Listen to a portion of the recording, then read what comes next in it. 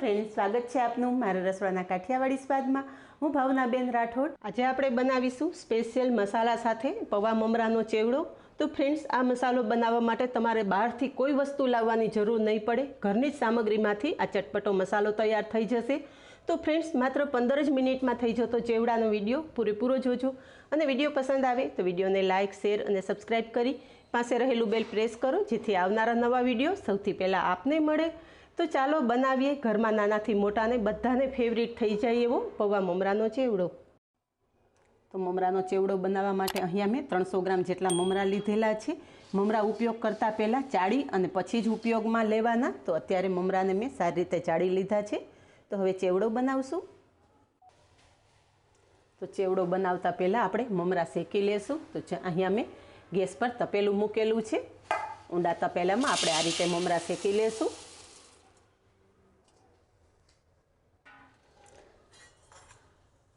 આ રીતે મમરા શેકી અને ચેવડો બનાવવાથી ચેવડો લાંબા સમય સુધી ખોરો નથી થતો।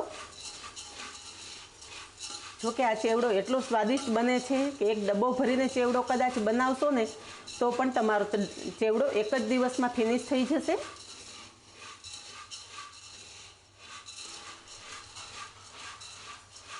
મમરા એકદમ સરસ ક્રિસ્પી થાય ત્યાં સુધી મમરાને શેકી લેવાના।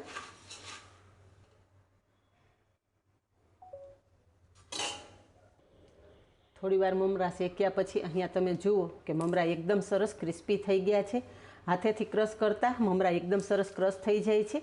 આટલા સરસ મમરા ક્રિસ્પી થઈ જાય ને એટલે મમરા સાઈડ પર રાખી દઈશું અને આગળની તૈયારી કરશું। હવે મમરાનો ચેવડો વધારે સ્વાદિષ્ટ બનાવવા માટે અહીંયા મેં 100 ગ્રામ જેટલા મકાઈના પૌવા લીધેલા છે। તેલ એકદમ સારી રીતે ગરમ થઈ જાય પછી જ પૌવા તેલમાં ઉમેરવાના। તો અહીંયા તેલ એકદમ સરસ ગરમ થઈ ગયું છે। થોડા જ પૌવા તેલમાં ઉમેરવાના અને અહીંયા તમે જુઓ કે પૌવા તેલમાં પડતા જ એકદમ સરસ ફૂલી જાય છે। જો તેલ થોડું એ કાચું હશે તો પૌવા બરોબર ફૂલશે નહીં।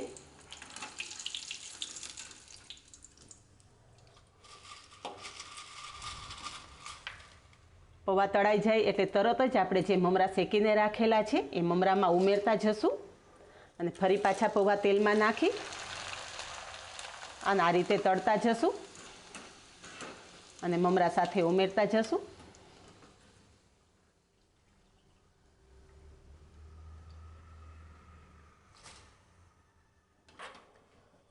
મકાઈના પૌવા તળાઈ ગયા છે। મકાઈના પૌવાની જેમ 100 ગ્રામ મેં ચોખાના પૌવા પણ લીધા છે। આપણે પૌવા બટેટામાં ઉપયોગમાં લઈએ એ જ પૌવા લીધેલા છે। તો એ પૌવા થોડા આપણે તેલમાં ઉમેરી દઈશું। તેલ એકદમ ગરમ થાય પછી જ કોઈ પણ પૌવાનો ઉપયોગ કરતા હોય તેલ એકદમ ગરમ થાય ને પછી જ આપણે તેલમાં પૌવા ઉમેરવાના અને તેલમાંથી આ રીતે બીજા ચમચાની મદદથી આપણે ઝારામાં પૌવા લઈ લેશું અને એ પૌવા પણ મકાઈના પૌવાની સાથે ઉમેરી દઈશું।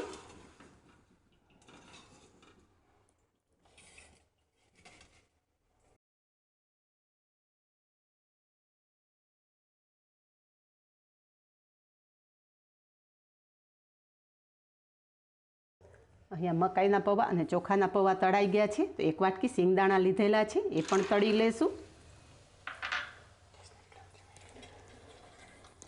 સિંગદાણા તળવા ટાઈમે ગેસની ફ્લેમ એકદમ ધીમી કરી દેવાની।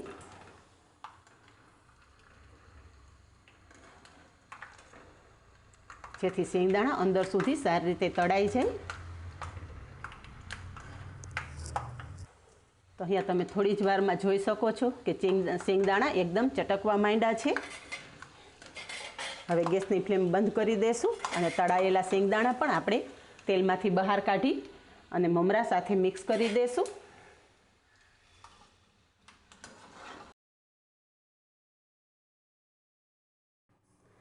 હવે અહીંયા આપણા પૌવા મમરા અને સિંગદાણા ગરમ છે ત્યાં જ આપણે 1 ચમચી ભરી અને હળદર ઉપર જ નાખી દઈશું।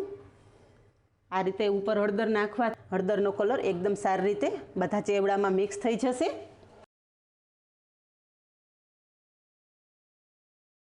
હવે તપેલું ઉપાડી અને આ રીતે આપણે ભેગું ઉપર મિક્સ કરશું।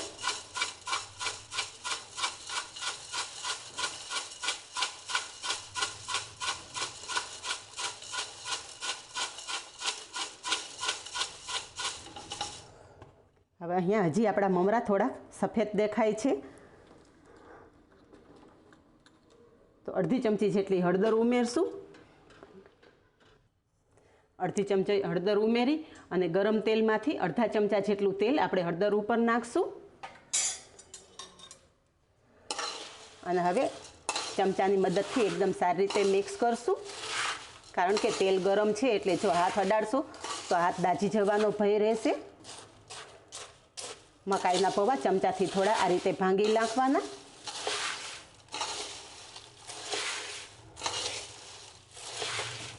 અહીંયા તમે જુઓ કે મમરા વઘાર્યા વગર જ આપણા મમરા એકદમ સરસ ચેવડા સાથે મિક્સ થઈ ગયા છે અને મમરાનો કલર પણ એકદમ સરસ પીળો થઈ ગયો છે. એક એક મમરા ઉપર હળદર લાગી જાય એ રીતે આમ મિક્સ કરી લેવાનું. તો અહીંયા બધા જ મમરા ઉપર હળદર સારી રીતે મિક્સ થઈ ગઈ છે. તો હવે મસાલો બનાવી લેશું. મસાલો બનાવવા માટે અહીંયા મેં 20 થી 25 નંગ કાળા મરી તીખા લીધેલા છે, સાથે 1 ચમચી સૂકા ધાણા, અડધી ચમચી સંચળ પાવડર, સ્વાદ પ્રમાણે મીઠું,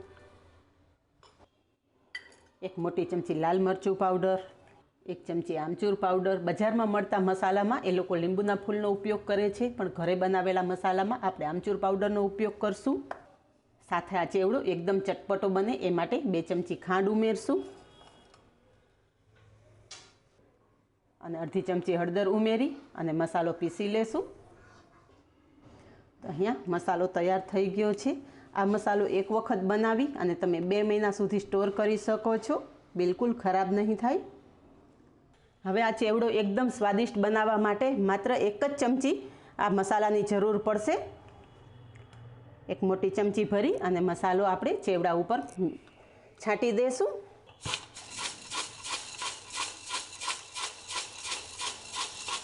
અને આ રીતે મિક્સ કરી લેશું.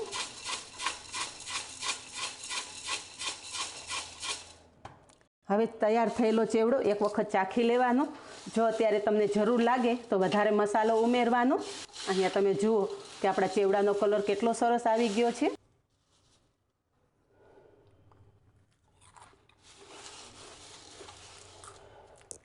મને આ ચેવડામાં મીઠું થોડું ઓછું લાગે છે તો હું મીઠું ઉમેરી દઉં છું. મીઠું વધારે 1 ચમચી મસાલો પણ ઉમેરી દઉં છું, જેથી ચેવડો એકદમ ચટપટો અને સ્વાદિષ્ટ તૈયાર થાય. ફરી પાછો આ રીતે મિક્સ કરી લેશું. તો તૈયાર છે. માત્ર 15 જ મિનિટમાં તૈયાર થઈ જતો પૌવા મમરાનો ચેવડો. અરે હા ફ્રેન્ડ્સ, હજી તો આમાં સેવ મેળવવાની તો બાકી જ રહી ગઈ. તો અહીંયા ઘરે બનાવેલી સેવ છે એ પણ હું ચેવડા સાથે મિક્સ કરી દઉં છું. સેવ નાખવી ટોટલી ઓપ્શનલ છે, પણ થોડી સેવ નાખશો તો ચેવડો વધારે સ્વાદિષ્ટ લાગશે.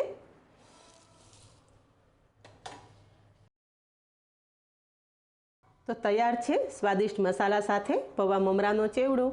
તો આ જ રીતે બનાવો અને કમેન્ટમાં જણાવો કે સ્પેશિયલ મસાલા સાથે બનેલા ચેવડાની રેસીપી કેવી લાગી. આજે બસ આટલું જ. મળીએ નેક્સ્ટ વિડીયોમાં. ત્યાં સુધી બાય. Thank you.